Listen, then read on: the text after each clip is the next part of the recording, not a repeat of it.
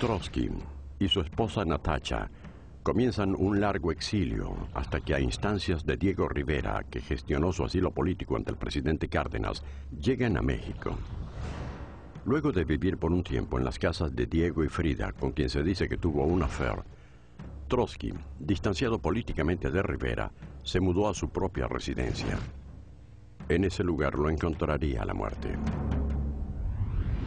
El 24 de mayo, un grupo liderado por el muralista David Alfaro Siqueiros atenta contra la vida de Trotsky en esta casa. Entra todo el grupo y ametrallan la recámara de Trotsky y Natalia desde 3 direcciones, con 150 o 200 disparos de Thompson, ¿no? Milagrosamente salen vivos, ¿no? Yo recibo un pequeño rozón de bala, yo estaba en el cuarto de al lado, pero la tregua fue corta y Trotsky lo sabía. Trotsky sobrevive milagrosamente.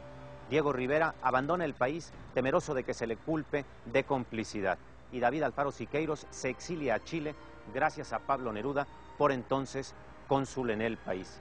Finalmente, el 20 de agosto de 1940, un comunista catalán atenta con éxito contra la vida de Trotsky.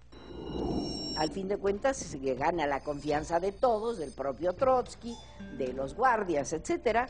Hace disque un artículo de carácter político que quiere que Trotsky se lo revise. Se lo pone en el escritorio a Trotsky, se va a espaldas de Trotsky, mientras Trotsky confiadamente lee y no hay ningún guardia alrededor que esté vigilando a Mercader, ¡pum!, le echa el pioletazo. Llegó alguien a avisar, mataron a Trotsky. ¿Cómo que mataron a Trotsky? Dijo, sí, lo acaban de matar. La puerta estaba abierta y entré y vi uno de los guardias muy agitado, con la pistola en la mano, Harold Robbins. Y sí, le pregunté, ¿qué pasa? ¿Qué pasa? Le dije. Y me exclamó, Jackson, Jackson. De momento no entendí, ¿no? Y fui caminando hacia la biblioteca y ya por la puerta entreabierta sí alcancé a ver al abuelo, sí, en el suelo, todo rodeado de sangre, con Natalia a su lado, secretario. Entonces sí me di cuenta que la cosa era grave. Sí. Quien fuera uno de los líderes ideológicos de la revolución bolchevique murió en México un día después.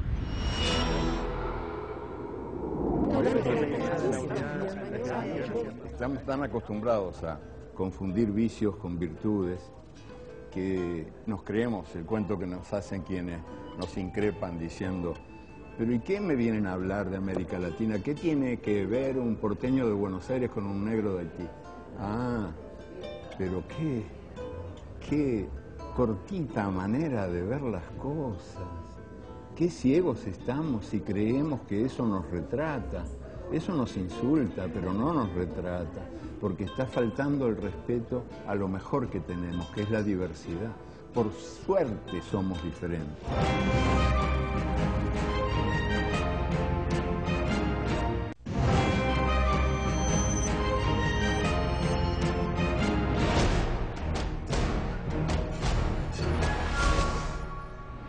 Mientras hacía gestiones para refugiar a Siqueiros en Chile por el atentado contra Trotsky, Pablo Neruda escribía su Canto General, un poema donde están todos los colores, todas las geografías y todas las historias de América.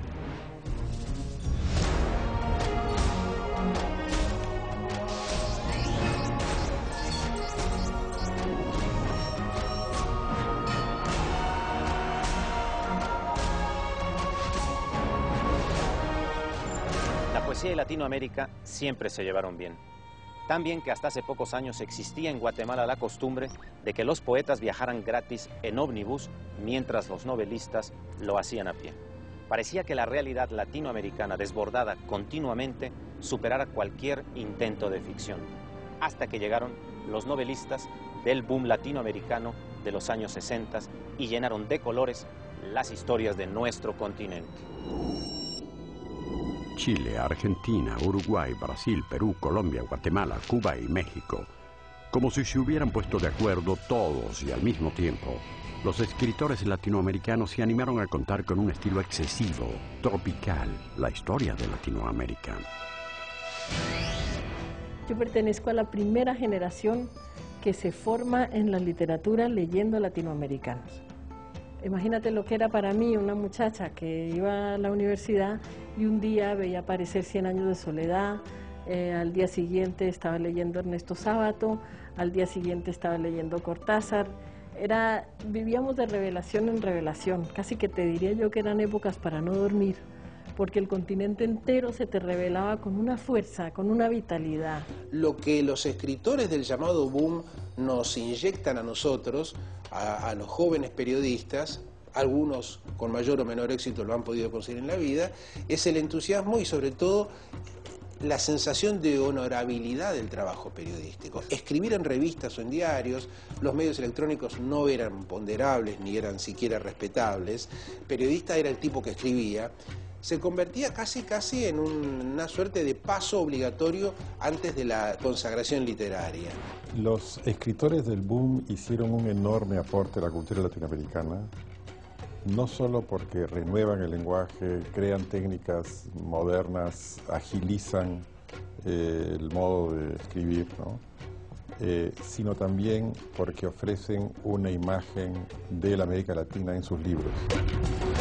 Estos narradores entretejen historias maravillosas y excesivas que caminan en el límite entre lo verdadero y lo imaginario y sorprenden con su potencia y su magia a los lectores de todo el mundo. El legado es enorme. Yo creo que no hay ninguno de nosotros que no haya crecido y que no haya leído la literatura producida por estos maravillosos escritores que además dan a conocer otra visión, dan a conocer otra manera de ver, de escribir, es otra respuesta.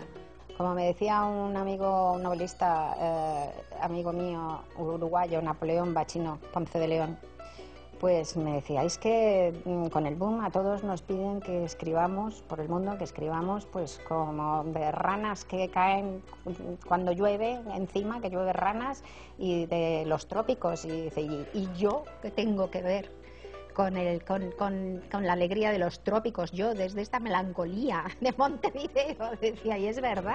El resto del mundo tienden a seguir catalogándonos como parte de un movimiento que bueno, ya va a cumplir medio siglo, ya es hora de que nos permitan enterrarlo con todos los honores que se merece. León Tolstoy, el escritor que cambió el género de la novela, dijo alguna vez, pinta tu aldea y pintarás el mundo. En los años 60, los escritores latinoamericanos cambiaron la forma de escribir novela para pintar mejor los colores del continente. Lo mismo hizo Fray Bartolomé de las Casas 5 siglos antes.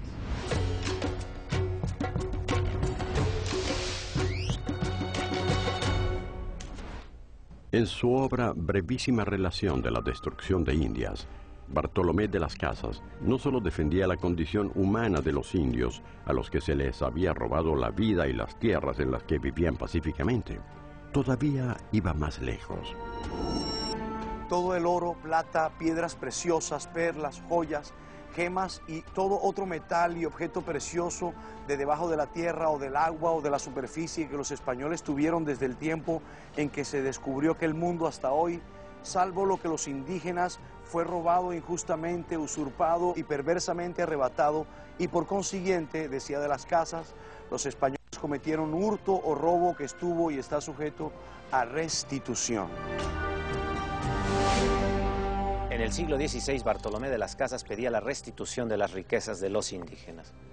Estos se las habrían dado con mucho gusto a los españoles a cambio de sus vidas. Bartolomé de las Casas defendió a los indígenas basándose sobre reglas elementarias, digamos, del humanismo, de la humanidad, ¿no? Y no solamente sobre, digamos, elementos indígenas, sobre las mismas leyes españolas, ¿no?, que pedían el respeto a la vida humana, ¿no?